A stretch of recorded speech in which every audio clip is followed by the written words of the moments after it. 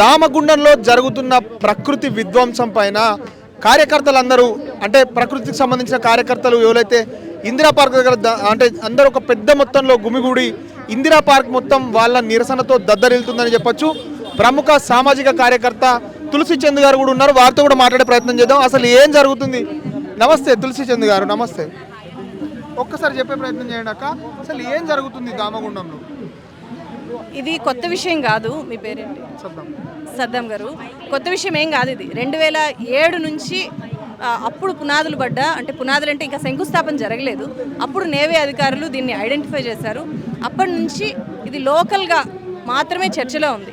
అందరికీ ఎందుకు తెలియలేదు అంటే ఏ రాజకీయ పార్టీ కూడా దీన్ని ఒక పొలిటికల్ మూమెంట్గా తీసుకోలేదు. అక్కడ అన్ని చెట్లు వస్తాయని తెలుసు, ఒక అడవంతా ఒక టౌన్షిప్గా మారిపోతుందని చెప్పి ఎప్పటి నుంచో తెలుసు. కానీ ఎవరు కూడా దీన్ని ఒక పొలిటికల్ మూమెంట్గా మార్చలేదు. ప్లస్ పైగా ఇంకా పెద్ద దేశద్రోహము అనాలి చెప్పాలంటే. అక్కడ ఉండే లోకల్ వాళ్ళకి ఏం చెప్పారు అంటే ఇది మంచి చేస్తుంది, ఇది దీనివల్ల మన భూములు ధరలు పెరుగుతాయి, ఉద్యోగాలు వస్తాయి అని చెప్పారు. ఆ ఉద్యోగాలు ఎన్ని అంటే 300 కాంట్రాక్ట్ ఉద్యోగాలు. సో దానికి అడవి చెల్లించే మూల్యము 100 ఏళ్ల నాటి కొన్ని అయితే 1000 ఏళ్ళ నుంచి ఉన్న 1000 ఏళ్ళ అడవి, 100 ఏళ్ల నాటి వృక్షాలు ఉంటాయి. అక్కడ చాలా పెద్ద పెద్ద వృక్షాలు ఉంటాయి, ఔషధ సంపద ఉన్న అడవి. అలాగే టెంపుల్, అందులో ఉండే టెంపుల్ ఒక అద్భుతమైన, మనం ఎక్కడెక్కడికో వెళ్తాము పర్యాటక ప్రదేశాలు చూడడానికి, ప్రకృతి మధ్య ఉండడానికి. మనకు చాలా దగ్గర, హైదరాబాద్కి అంత దగ్గరలో ఉండేది. అందులోనూ మూసి, ఈసా, కాగ్నా ఈ 3 నదులకి అది ఒక జన్మస్థలం లాంటి ఒక అడవి.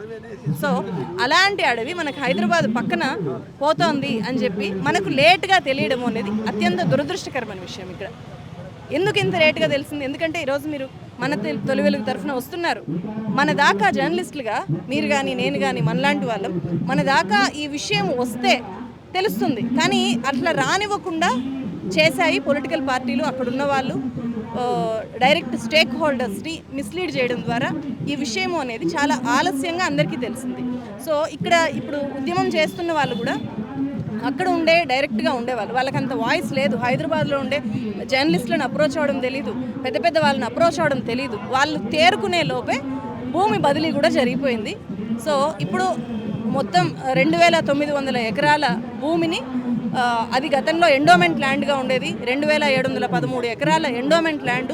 ఇప్పుడు దాన్ని ఫస్ట్ అటవీ శాఖ అటవీ భూమిగా మార్చారు. 2008 దాకా అది ఎండోమెంట్ ల్యాండ్.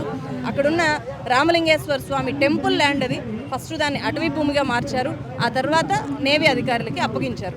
నేవీ అధికారులకి అప్పగించడం కోసమే ఫస్ట్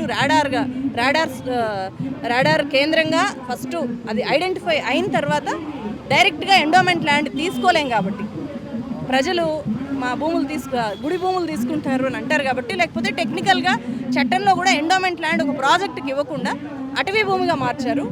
అటవీ భూమిని డైరెక్ట్గా ఇప్పుడు నేవీ వాళ్ళకి అప్పగించారు. సో అది జరిగింది. త్వరలోనే శంకుస్థాపన కూడా చేయబోతున్నారంటున్నారు. ఇప్పటికే ఒకసారి శంకుస్థాపన చేయాలి అని చెప్పి వాయిదా కూడా పడింది. మళ్ళీ ఆ శంకుస్థాపన జరగకుండా ఇప్పుడు సేవ్ దామగుండం జేఏసీ కింద అందరూ ప్రజలంతా ముందుకొచ్చారు కాబట్టి నేను కూడా నా వంతు ఒక జర్నలిస్ట్గా అక్కడికి వెళ్ళాను. ఆ జేఏసీలో ఉండే సభ్యులు నన్ను అప్రోచ్ అయ్యారు, మీరు రావాలి అన్నారు. అక్కడికి వెళ్ళిన తర్వాత మనలాంటి జర్నలిస్టులు ఎవరైనా సరే ఆ అడవి గొంతుని వినిపించకుండా చెప్పకుండా ఉండలేం. సో నేను చేసింది కూడా ఆ చిన్న పనే, నా వృత్తి ధర్మాన్ని నేను పాటించాను.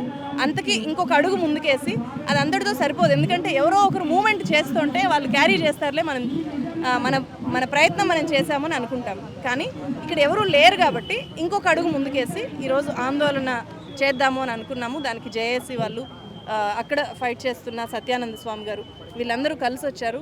అలా ఇది అందరికీ వినిపించేలాగా దీన్ని చేయగలిగాము. దీన్ని ఇక మీదట ఒక చిప్కో మూమెంట్ లాగా, చిప్కో దామగుండం అనేలాగా తీసుకెళ్ళి ఇంకా ముందు చూడాలి. బట్ నేను జర్నలిస్ట్నే, నా వృత్తి నేను కొనసాగిస్తాను. బట్ మనం జర్నలిస్టులుగా మన నైతిక మద్దతు ఇవ్వడం కోసము నేను ఇక్కడికి వచ్చానండి ఈరోజు. థ్యాంక్ యూ అక్క, థ్యాంక్ యూ. ఇలాంటి ఉద్యమాలలో